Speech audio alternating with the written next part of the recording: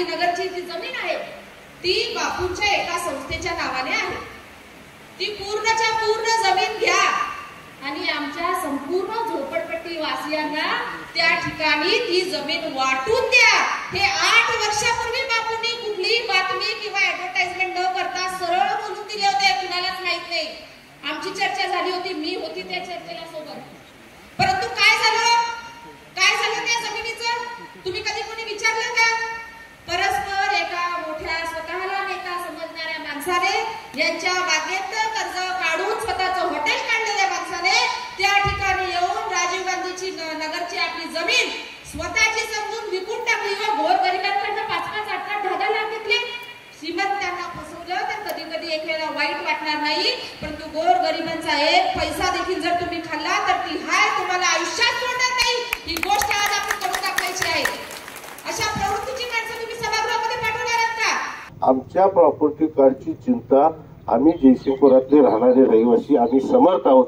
बाहेरच्या कुठल्या माणसानं येऊन आम्हाला आमचं प्रॉपर्टी कार्ड आणि उपकाराची हे जयसिंगपूर शहराला गरज आहे अशा पद्धतीची परिस्थिती। आयुष्यामध्ये तुम्ही दगड द्यायचं लोकांच्या हातामध्ये काम करता, मी माझं काम कुणाला नोकरी द्यायचं काम करतो, कुणाला कुठं नोकरी असेल तिथं वचन लावून त्याला नोकरी कशा पद्धतीने। आयुष्यामध्ये तुम्ही दगड द्यायचं लोकांच्या हातामध्ये काम करता, मी माझं काम कुणाला नोकरी द्यायचं काम करतो, कुणाला कुठं नोकरी असेल तिथं वचन लावून त्याला नोकरी कशा पद्धतीने। जयसिंगपूर शहरामध्ये एक गोवा जयसिंगपूर शहरानं लक्षात ठेवावं असं एक जयसिंगपूर शहरामध्ये केलेलं काम त्यांनी दाखवावं। राजश्री शाहू आघाडी आम्ही सगळे सगळे उमेदवार आम्ही पाठीमागे घ्यायचा। या परिसरामध्ये जे आरोप या ठिकाणी आमच्या संबंधित उमेदवारांच्यावर झाले त्याचा खुलासा करायसाठी म्हणून ज्यांनी आरोप केले त्यांना या ठिकाणी बोलवलेलं होतं आणि ज्या ठिकाणच्या गोष्टीसाठी आरोप केला त्या परिसरातले सगळे लोक त्या एकत्रित या ठिकाणी आले। म्हणजे पुढे माईक दिसला तर काही बोलावं असं काही नसतं, जे आपल्याला सोचणार आहे तेवढंच आपण बोलणं हे उचित असतं। कारण जर बाकीने पुढच्या माणसाने बोलायला चालू केलं तर मग ते फार अवघड जातं। जवळपास 5-7 आरोप या ठिकाणी करण्याचा प्रयत्न कालच्या त्या सगळ्या गोष्टींनी केला। आम्ही राजश्री शाहू विकास आघाडी त्या जयसिंगपूर शहरामध्ये 20 वर्ष आणि त्याच्या अगोदरच्या काळामध्ये नागरिक संघटना बरोबर जवळपास 15 वर्ष त्या जयसिंगपूर शहराच्या राजकारणामध्ये समाजकारणामध्ये ही नागरिक संघटना असेल किंवा शाहू आघाडी काम करते। ती ज्यावेळा काम करते त्यावेळा पक्ष गट तट सगळे जात विरहित त्या ठिकाणी काम करण्याचा प्रयत्न करतो। कुठल्या समाजाची संख्या किती आहे त्याच्यापेक्षा सगळ्या समाजाला प्रतिनिधित्व मिळालं का नाही ही बघण्याची भूमिका ही राजश्री शाहू विकास आघाडीची आहे। आणि हे करत असताना अनेक गोष्टी काल वेगवेगळ्या पद्धतीने आरोप झाले। आज जवळपास शहराच्या विकासाचा आराखडा गेल्या 5 वर्षापूर्वीचं शहर आणि आताचं शहर हे आपण बघितलं तर आपल्याला सगळ्यांना कल्पना आहे की या शहराचा विकास झालाय का नाही। त्या पद्धतीची कल्पना ही प्रत्येक माणसाला आज या जो शहरातला माणूस आहे किंबहुना ह्या शहरातलाच नव्हे तर बाहेरच्या येणाऱ्या माणसाला सुद्धा जयसिंगपूर शहरामध्ये झालेला आमूलाग्र बदल त्या ठिकाणी दिसतात। काही आरोप झाले मी काय कोणावर आरोप करणार नाही, पण काही आरोप झाले त्याचा खुलासा करणं ही त्या शाहू आघाडीचा प्रमुख म्हणून ही माझी जबाबदारी आहे। काही लोकांनी वेगवेगळ्या पद्धतीने आरोप केला की बाबा ह्या जयसिंगपूर शहरामध्ये झोपडपट्टीधारकांचा प्रश्न प्रॉपर्टी कार्डाचा हा सुटलाच नाही। तर म्हणजे गेल्या वेळा बजरंग कामकरांनी ह्या ठिकाणी उल्लेख केला की आम्ही शाहू आघाडीच्या माध्यमातून होतो आणि बजरंग कामकर आणि सगळे सहकारी ही ताराराणी आघाडीच्या मार्फत होते। त्यावेळा ह्या जाहीर सभेतनं या ठिकाणी सांगितलं गेलेलं होतं की लागली तर माझी ही रत्नाप्पा कुंभार मागासवर्गीय सोसायटीची जमीन देतो, तर हे सगळे झोपडपट्टी नियमितीकरण करून देतो असा शब्द जर परत आता जर ती अजून येणार असते तर अजूनही मी सांगतो माझ्याकडे त्याचं रेकॉर्ड आहे। हे एवढं करून सुद्धा काही केलेलं नाही। आजपर्यंत अनेक वर्षे ह्या सगळ्या आमच्या राजीव गांधी नगर मधल्या लोकांना असेल, जयसिंग नगर मधल्या असेल, रामनगर मध्ये किंवा 52 झोपडपट्टी प्रत्येक वेळा सांगितलं की प्रत्येक निवडणूक आल्या की तुम्हाला प्रॉपर्टी कार्ड स्वतःचा करून देतो, पण प्रत्यक्षात कोणीही हे प्रॉपर्टी कार्ड द्यायसाठी म्हणून ज्या पद्धतीनं कागद तयार करायला लागतात ही कागद एकाही कोणीही तयार केलेलं नव्हतं. गेल्या 5 वर्षापूर्वी विधानसभेला तुम्ही मला तालुक्याचं प्रतिनिधित्व करायची संधी दिली, त्यावेळेपासून आपण त्याला टार्गेट त्याला लावून व्यवस्थित त्या पद्धतीनं कागद सगळी एकाला एक कागद जुळवत आपण जवळपास आता आपल्या जयसिंगपूर शहरातलं राजीव गांधी नगर असेल, जयसिंग नगर असेल, अवचित नगर असेल, या सगळ्या परिसरातले जवळपास 175 लोकांना आता आपण प्रत्यक्षात प्रॉपर्टी कार्ड हे दिलं. अजूनही ते म्हणतात आम्ही निवडून आल्यावर प्रॉपर्टी कार्ड देतो.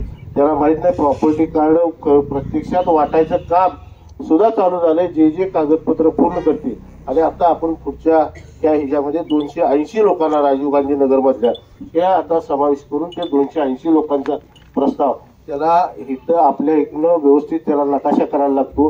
त्या नकाशामध्ये रस्ते सोडायला लागतात, कारण फायर फायटर यायचा झाला, अँब्युलन्स यायचं झाला, तर शासनाचे जे नियम आहेत ते सगळे रस्ते सोडून मग त्या लेआउटला ही टीपी मंजुरी देते आणि टीपी मंजुरी दिल्यानंतर जिल्हाधिकाऱ्यांच्या स्तरावर एक कमिटी असते, त्या कमिटीमध्ये हे जातं आणि मग ते मंजूर होतं आणि मग त्याप्रमाणे नगरपालिकेमध्ये नगर भूमापन जे आपलं आहे त्या नगर भूमापन मध्ये प्रॉपर्टी कार्डावरती नाव लावून ते नगरपालिकेकडे दिलं जातं आणि मग आपण हे नगरपालिकेकडे वाटतो. त्याप्रमाणे 175 लोकांचं वाटपही झालेलं आहे. राहिलेलं 280 लोकांचा प्रस्ताव हा जिल्हाधिकारी स्तरावर ही कमिटीकडे तो प्रस्ताव गेलेला आहे. असं टप्प्याटप्प्यानं प्रत्येकाचा प्रॉपर्टी कार्ड जवळपास 1700 लोक या राजीव गांधी नगर मधल्या प्रत्येकाला त्या ठिकाणी स्वतःचं प्रॉपर्टी कार्ड मिळणार आहे. आमच्या प्रॉपर्टी कार्डची चिंता आम्ही जयसिंगपुरातले राहणारे रहिवासी आम्ही समर्थ आहोत. बाहेरच्या कुठल्या माणसानं येऊन आम्हाला आमचं प्रॉपर्टी कार्ड आणि उपकाराची हे जयसिंगपूर शहराला गरज आहे अशा पद्धतीची परिस्थिती. दुसरा विषय की आजपर्यंत बाबा हे सगळ्या या तालुक्याचा विकास झाला आणि विकासामध्ये एवढा भ्रष्टाचार झाला. माझं सगळ्या नेतेमंडळींना माझा कुणावर आरोप नाही, पण या जयसिंगपूर शहराला असेल या शिरोळ तालुक्याला असेल प्रत्येकाला तसं बघायला गेलं तर मला शेवटला संधी दिली आहे.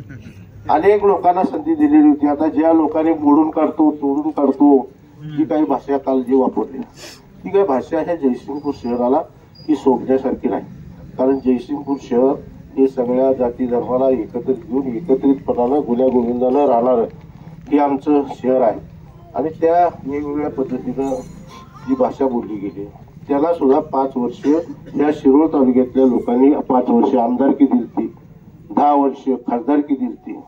त्या 15 वर्षात त्यांनी जयसिंगपूर शहरामध्ये एक गोवा जयसिंगपूर शहरानं लक्षात ठेवावं असं एक जयसिंगपूर शहरामध्ये केलेलं काम त्यांनी दाखवावं. राजश्री शाहू आघाडी आम्ही सगळे मागा सगळे उमेदवार आम्ही पाठिंबा घ्यायचा.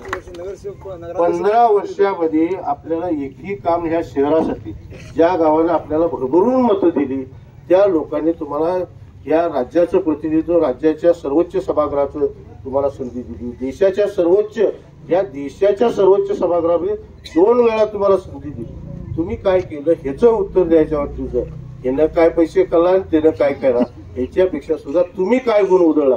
बाकी जे त्याच्या शेजारी बसले काँग्रेसला सुद्धा 10 वर्ष त्या तालुक्याचं प्रतिनिधित्व करायची संधी दिली.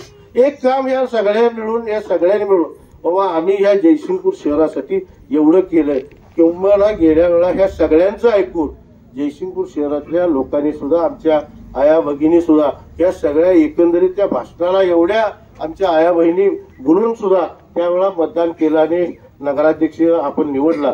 त्या नगराध्यक्षांनी एखादं काम बाबा मी माझ्या हे प्रयत्नानं मी हे जयसिंगपूर शहरासाठी म्हणून करून आणलं असं एखादं तरी काम आपण सांगितलं पाहिजे. त्यांना इथं काय केला ते भ्रष्टाचार केला, ते मुख्याधिकारी काय केला, ते उपनगराध्यक्ष काय केला, ह्याच्यापेक्षा तुम्ही करणारं काम तुम्ही काय गुण उधळलंय पाठिंबाच्या काळामध्ये भविष्यामध्ये तुम्ही आमच्या ह्या आया बहिणींसाठी तुम्ही काय काम करणार आहे ह्याचं काही चर्चाच नाही. हे असा केला आणि यड्रावकर बाद आहे यड्रावकर मालक. अरे यड्रावकर मालक आहे. यड्रावकर मालक म्हणजे यड्रावकर लोकांच्या रिकाम्या हाताला काम देतोय, प्रत्येकाला उद्योग देतोय, काही ना काही बाबा त्याला करायला ही प्रवृत्त करतोय जेणेकरून प्रत्येक घर आणि प्रत्येक कुटुंब हे सक्षम कशा पद्धतीने मग त्याला नोकरी कशा पद्धतीने लागेल व्यापार कशा पद्धतीने करू शकेल. आणि यड्रावकर हा व्यापार उद्योग हे सगळं समर्थपणे करणारा माणूस आहे. आता ह्याला जे आयुष्यात व्यापारामध्ये यशच नाही, त्याला कोण काय करणार? त्यामुळे ह्याला जे कोण मालक हे आयुष्यामध्ये तुम्ही दगड द्यायचं लोकांच्या हातामध्ये काम करता. मी माझं काम कुणाला नोकरी द्यायचं काम करतो, कुणाला कुठं नोकरी असेल तिथं वचन लावून त्याला नोकरी कशा पद्धतीने मिळेल, कुणाचा धंदा बाबा त्याला व्यापार कसा त्याला करता येईल, त्याला कुठलं बँकेतनं पैसे उपलब्ध करून देता येईल, ही कामं आम्ही विधायक काम आम्ही करणारी माणसं असल्यामुळं लोक आम्हाला आदरानं मालक म्हणतात. पण तुम्ही लोकांच्या हातामध्ये दगड दिली, तुम्ही काय उद्योग केला ते तुमचं तुम्ही एकदा तपासून आपण सगळेजण पाहिलं तर निश्चितपणे आपल्याला कळेल की आपण काय करतो. एकदा स्वतःकडे बोट आपण ज्यावेळेला आपण करतोय पुढच्याकडे एक बोट, त्यावेळेला पाठीमागची जी 4 बोट आहेत ही 4 बोट ही तुमच्याकडे आहे, याचा सुद्धा जरा अभ्यास करून आपण बोलावा. निश्चितपणे आम्ही असं म्हणत नाही की 100% आम्ही केलोय हे सगळं 100%, त्यातनं काही चुका आमच्याकडे झाल्या असतील, पण झाल्या असतील हे करत असताना या शहराचा विकास आणि या शहरातल्या सामान्य माणसाचं कल्याण, त्या सामान्य माणसाला कशा पद्धतीनं पुढे घेऊन जाता येईल, त्या सामान्य माणूस या गावातला माणूस कोणी उपाशी राहता कामा नाही, कोणी उद्योगाच्या शिवाय माणूस राहता कामा नाही. प्रत्येकाच्या हाताला काम मिळायला पाहिजे, प्रत्येकाला व्यवस्थित स्वतःच्या हक्काचं घर कशा पद्धतीने मिळेल. येणाऱ्या काळामध्ये ज्याला या ज्यांचे प्लॉट नाही, जे झोपडपट्टीमध्ये नाहीत पण अनेक वर्ष राहतात, त्यांच्यासाठी सुद्धा येणाऱ्या काळामध्ये हाऊसिंग फॉर हाऊसलेस, ज्याला घर नाही त्याला अपार्टमेंट टाईप घरं कशा पद्धतीने बांधून देतात याचा सुद्धा प्रस्ताव आम्ही टाकलाय. अनेक गोष्टी आम्ही करतोय. आम्हाला सामान्य माणसाची नाळ आहे आणि अनेक वर्ष गेल्या 3 पिढ्या त्या जयसिंगपूर शहराच्या 100 वर्षाची साक्षीदार आम्ही असल्यामुळे ह्या गावातल्या प्रत्येक माणूस या राजीव गांधी नगर आलेल्या पहिल्या माणसापासून आता परवा आलेल्या माणसापर्यंत सगळ्याची नाळ ही आमच्या बरोबर जुळलेली आहे. त्यामुळे कोण काय सांगितलं ह्याच्यापेक्षा सुद्धा येणाऱ्या काळामध्ये ह्या शहराचा विकास हे कोण करू शकतं ते जयसिंगपुरातल्या प्रत्येक माणसाला माहिती आहे. त्यामुळं कुठल्याही पद्धतीचं राजकारण करतात. कोण म्हटला हे पाटील आहे, हे इनामदार आहे, जागीरदार, खरं म्हणजे देश 1947ला स्वातंत्र्य झाला आणि त्याच्यानंतर प्रजासत्ताक झाला, त्याच्यानंतर पाटीलकी बी गेली आणि इनामदारकी बी गेली. सामान्य जनता हीच इनामदार आहे, सामान्य जनता हीच सरकार आहे आणि सामान्य जनतेकडेच ही पाटीलकी आहे आणि ती राहायचं काम येणाऱ्या काळामध्ये निश्चितपणे करू एवढा विश्वास आपल्याला देतो. कोण काय म्हणते याच्यापेक्षा सुद्धा या तालुक्याचा विकास आणि या शहराचा आपल्याला जर विकास करायचा असेल तर अनेक गोष्टी अजून या शहराच्या विकासाच्या दृष्टीने आहेत. रस्ते असतील, अंडरग्राऊंड ड्रेनेज असतील, अनेक संकल्पना, त्या सगळ्या संकल्पना पुढे घेऊन जायसाठी म्हणून आपण राजश्री शाहू विकास आघाडीचे उमेदवार संजय पंढररावकर आहेत, 1 नंबरचे उमेदवार तेजश्री पाटील आणि निर्मल कोळी, बजरंग खामकर आणि हे कडबी वहिनी, त्या सगळ्या जे आपले उमेदवार जिथं चिठ्ठी दिसल तिथं आपण मतदान करायचं आहे. कोण काय म्हणते ह्याच्यापेक्षा सुद्धा ही बाहेरची माणसं येणार ही प्रत्येक निवडणुकीला की आता आपल्याला सुद्धा आता आपण ती अंगवळणी पडून घ्यायला पाहिजे की ही माणसं येणार, आरोप करणार, चारशिवाय देणार आणि परत ही 2 तारखेला यांच्या गावाकडे जाणार. परत शेवट आपणच 5 वर्ष त्या शहराचं ह्या शहरातल्या होणाऱ्या सगळ्या सुखामध्ये दुःखामध्ये आपण एकमेक राहायचं आहे आणि त्यामुळं आपल्या गावचा विकास आपल्याला कशा पद्धतीनं करता येईल हे बघण्याचं काम आपण करूया. त्यासाठी म्हणून 2 तारखेला शिट्टी समोरचं बटन दाबून आपण सगळ्याच उमेदवारांना प्रचंड मताने विजयी करावं आणि एक इतिहास त्या जयसिंगपूर शहरामध्ये दाखवून देऊया की जयसिंगपूर शहर त्या विकासासाठी आमचे जयसिंगपूर वासी जे आहेत ते आम्ही समर्थ आहोत. बाहेरच्या लोकांची गरज नाही हे सुद्धा येणाऱ्या काळामध्ये दाखवून देऊ.